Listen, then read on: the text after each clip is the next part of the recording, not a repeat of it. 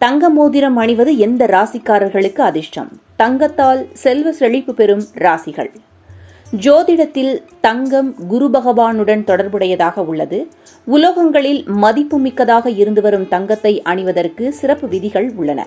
எந்த ராசிக்காரர்கள் தங்க மோதிரம் அணிவது அதிர்ஷ்டம் என்பதை தெரிந்து கொள்ளலாம் வாருங்கள். தங்க மோதிரம் அனைவரும் அணிய விரும்பக்கூடிய நகையாக இருந்து வருகிறது. மிகவும் மதிப்புமிக்கதாக இருந்து வரும் தங்கம் பல்வேறு நம்பிக்கைகளுடனும் தொடர்புடையதாக உள்ளது. தங்கம் நன்மைக்கான சின்னம் என கூறப்படுகிறது. தங்க மோதிரம் சில ராசிக்காரர்களுக்கு அதிர்ஷ்டத்தை தருகிறது.